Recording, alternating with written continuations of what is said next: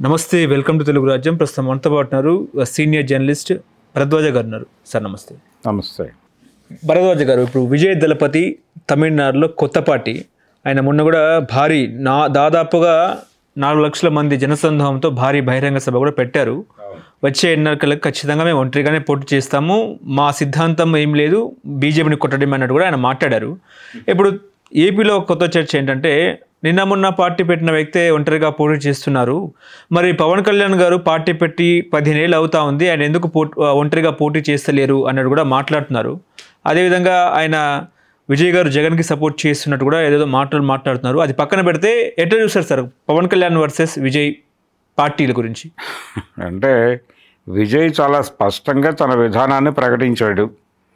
ఆయన ఏమంటాడంటే, భారతీయ జనతా పార్టీతో నాకు సిద్ధాంతపరమైనటువంటి విభేదాలు ఉన్నాయి, భావజాలపరమైనటువంటి విభేదాలు ఉన్నాయని చెప్పాడు ఆయన. ఈ భావజాలపరమైన విభేదాలు ఉన్నప్పటికీ ఆయన ఓడించాలి అనుకుంటున్నది డిఎంకేని అని చెప్పాడు క్లియర్గా. అదేలే, తమిళనాడులో డిఎంకేని గద్దెదించడం నా కార్యక్రమం అని చెప్పాడు.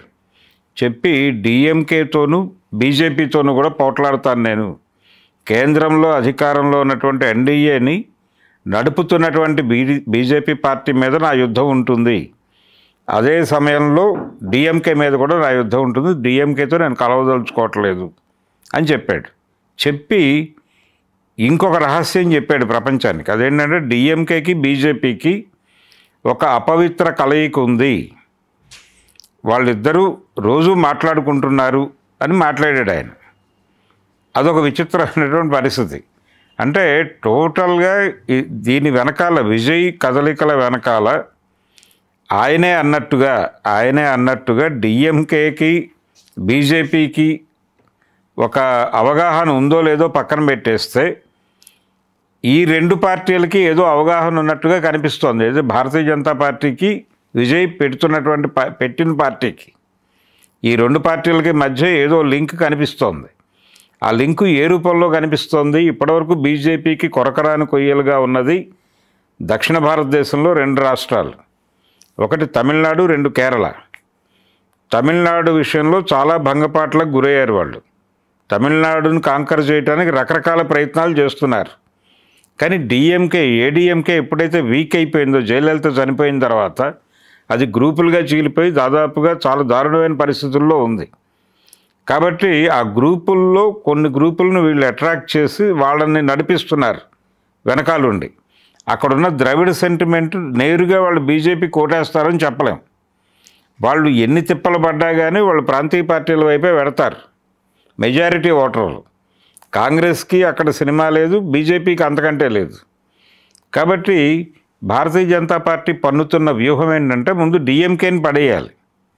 ఇప్పుడు అక్కడ ఉన్నటువంటి బలమైనటువంటి ప్రాంతీయ పార్టీ డిఎంకే, ఏడీఎంకే చీలిపోయిన తర్వాత, సో డిఎంకేని కూడా వీక్ చేసేస్తే ఆటోమేటిక్గా తమకు ఒక ప్లాట్ఫామ్ ఏర్పడుతుంది అనేది భారతీయ జనతా పార్టీ వ్యూహం. ఆ వ్యూహమే విజయ్ ఇంకోలా మాట్లాడాడు. ఆయన బీజేపీకి డిఎంకేకి లింక్ ఉంది కాబట్టి ఈ 2 పార్టీలకి వ్యతిరేకంగా నేను పోటీ చేస్తానంటే ఆయన కొన్ని ఓట్లు చీలుస్తాడు. ఇప్పుడు ఏది, ఎవరి ఓట్లు? స్టాలిన్ ఓట్లు, డిఎంకే ఓట్లు చీలుస్తాడు. తద్వారా అవతల వాళ్ళకి లబ్ధి చేకూర్చవచ్చు, భారతీయ జనతా పార్టీకి లబ్ధి చేకూరడానికి స్కోప్ ఉంది. ఇటువంటి కార్యక్రమం డిఎంకేని వీకెన్ చేసి, డిఎంకేని అధికారంలోంచి దించేసి, అంటే దొడ్డిదావన ఆయన ఒక రకంగా ఎన్డీఏతో వీధి గుమ్మంలోంచి కాకుండా దొడ్డి గుమ్మంలోంచి స్నేహం చేసేటువంటి మూడ్కి వెళ్ళినాడు అని అనిపిస్తోంది. అందుకని ఈ మాటలన్నీ మాట్లాడుతున్నాడు ఆయన. ఇప్పుడు గతంలో పవన్ కళ్యాణ్ 2014 ఎన్నికల్లో ఆయన బీజేపీ టీడీపీలతో కలిసే ఉన్నాడు, ప్రచారం చేశాడు, అభ్యర్థులని పెట్టల. జనసేన కంటెస్ట్లో లేదు అప్పుడు. కానీ 2019 ఎన్నికల్లో కంటెస్ట్ చేసింది లెఫ్ట్తో కలిసి. ఆయన 2 నియోజకవర్గాల్లో పోటీ చేశాడు, 2 చోట్ల ఓడిపోయాడు పవన్ కళ్యాణ్. అయితే అప్పుడు ఆయన లెఫ్ట్తో కలిసి ఎన్నికల్లో పార్టిసిపేట్ చేయడం కూడా ఎన్డీఏ వ్యూహంలో భాగంగా జరిగింది అనే అభిప్రాయం చాలామందిలో ఉంది. ఎందుకుంది అంటే ఆ రోజున జగన్కి వెళ్ళేటువంటి అంటే ప్రభుత్వ వ్యతిరేక ఓటుని పూర్తిగా జగన్కి వెళ్లకుండా చీల్చటం కోసం పవన్ కళ్యాణ్ని తన నుంచి బయటకు వెళ్ళి తన్ని తిట్టేలాగా ఆర్గనైజ్ చేసి చంద్రబాబు నాయుడే బయటకు పంపించాడు అతన్ని. చంద్రబాబు నాయుడే తనని తిట్టేలాగా పవన్ కళ్యాణ్ని పెట్టుకుని నన్ను తిట్టు బ్రదర్ ఏం పర్వాలేదు అని చెప్పి తిట్టించుకున్నాడు. గుంటూరులో ఆయన సభ పెట్టి మరీ తిట్టాడు చంద్రబాబుని. ఆ తిట్లన్నీ కూడా చంద్రబాబు గారే రాసిచ్చాడు అనే అభిప్రాయం కూడా చాలామందికి ఉంది. ఆ రోజున అంటే 2019 ఎన్నికల్లో పవన్ కళ్యాణ్ ఏ రోల్ అయితే ప్లే చేశాడో దాదాపు అదే రోలు రేపు తమిళనాడు ఎలక్షన్స్లో విజయ్ ప్లే చేయబోతున్నాడా అనే ఒక సందేహం ఆయన మాటల నుంచి కనిపిస్తోంది. అంటే ద్రవిడ ఆత్మగౌరవము, ద్రవిడ కల్చర్ని నిలబెట్టడము, జాతీయ పార్టీలని తమిళనాడుకు దూరంగా ఉంచటము లాంటి ఎజెండా ప్రోగ్రాం ఆయన ఏమీ పెద్దగా బలంగా మాట్లాడకుండా తాను ప్రజలకేవో రకరకాల అంటే ఈ సంక్షేమ పథకాలని విస్తారంగా జరిపేటువంటి మూడ్లో కనిపిస్తున్నాడు ఆయన మొత్తం ఉపన్యాసంలో ప్రజలకి చాలా చేయాల్సి ఉంటుంది, అవన్నీ చేస్తానని చెప్తున్నాడు. అవన్నీ చేస్తానని చెబుతూ డిఎంకేని వీకెండ్ చేసేటువంటి ప్రయత్నంలో ఉన్నాడు. డిఎంకేని దెబ్బకొట్టి తనది ఒక ప్రాంతీయ పార్టీగా బల ప్రదర్శన నిరూపణ చేసుకుని నిలబడాలి అనే ప్రయత్నం కూడా ఉంది దీనిలో. కానీ ఈ మొత్తం గేమ్ వెనకాల భారతీయ జనతా పార్టీ రోల్ కూడా ఉండొచ్చు అనేది అనుమానం.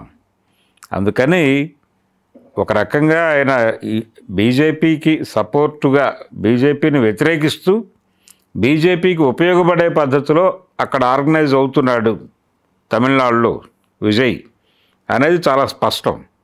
మొత్తం అన్ని ప్రాంతీయ పార్టీలని తన కంట్రోల్లో పెట్టుకుంది భారతీయ జనతా పార్టీ చాలా స్పష్టంగా.